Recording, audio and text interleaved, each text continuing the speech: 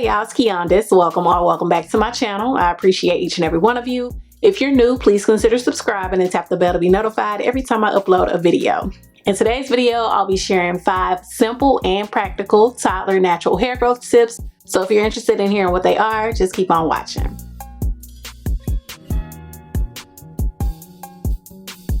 My first hair growth tip is to create a simple hair care regimen for your child. A consistent and healthy hair care routine is the foundation of healthy hair. And if you don't know where to get started, I'll briefly share our routine. Our wash days are every 1.5 to 2 weeks, and depending on how hard the kid plays at the playground and how it looks and feels, will let me know whether or not we need to wash sooner. I treat her hair like I treat my own. I just use gentler products that are marketed for kids that hopefully will not irritate her scalp. So I pre-poo her hair with coconut oil mostly, but I have recently started using the African Pride pre-poo on her hair and she hasn't had any adverse effects, so that's a win because I really love this stuff. Then I'll shampoo her hair with a sulfate-free shampoo. If you prefer to co-wash and you don't fool with the shampoo, that's perfectly fine. But in my experience, co-washing alone doesn't remove all of the product buildup. And if I don't thoroughly cleanse her scalp, she'll start getting random tiny bumps around the perimeter of her head and throughout her scalp from the oiliness. So we shampoo around these parts. After shampooing, I'll go into condition/deep condition her hair. This is a step that I normally combine, but regardless of whether or not I'm using a regular conditioner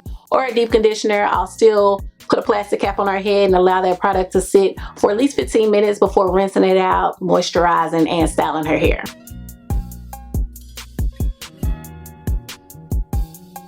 Keeping your child's hair moisturized is actually my next tip, and a caveat to that is knowing what your child's hair porosity is so that the moisture you put in is retained, because moisture is where we thrive and it is essential to maintaining healthy hair. Keeping your child's hair moisturized reduces the possibility of breakage and damage from styling their hair. It reduces frizz, it adds shine, defines their curls, and it helps with length retention. So moisturizing is very, very important, and it is not just for wash days. On my end, we moisturize almost daily, and it doesn't have to be a long drawn out process. Simply misting the hair with water is adding moisture. I would just take it a step further and seal in that water with a light oil, but that's it. And if you don't follow any other tip, please follow this one and keep that precious baby's hair moisturized.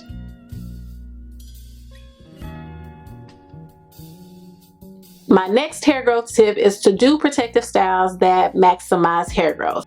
My personal favorites are cornrows, braids, and 2-strand twists because they last longer and don't require daily manipulation or too much maintenance. If you've seen any of my toddler hairstyling videos, then maybe you've noticed, but I love a good bead because not only are they cute, but in my mind, they're also protecting the ends of her hair by keeping them tucked away. To maintain and or refresh my child's hair while it's in a protective style, I'll take a spray leave-in and just mist her hair with it. Then I'll follow up with a light oil to seal in that moisture like I mentioned previously.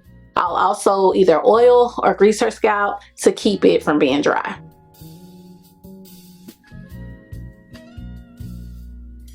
Protective styling leads me to the next hair growth tip, which is to be gentle when handling and caring for your child's hair. I have been tender-headed my entire life, so I try to put myself in my child's shoes when I do her hair. When detangling her hair, I make sure that I am being very gentle. I do not detangle her hair when it's dry. I make sure that I go in and finger detangle first before going in with a wide tooth comb if needed. If I'm brushing her hair, I make sure I use a soft bristle brush. And when I'm protective styling, I make sure I'm avoiding hairstyles that are too tight. When I braid up her hair or when I twist up her hair, although I try my best to be delicate, I make sure that I ask her if I'm pulling her hair too tightly or if it's hurting her, because kids get headaches too.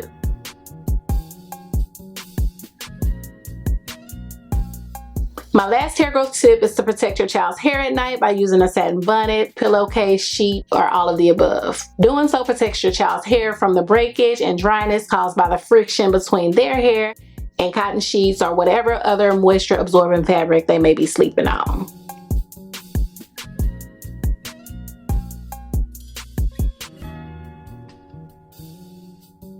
So those are my top 5 tips to grow your child's natural hair.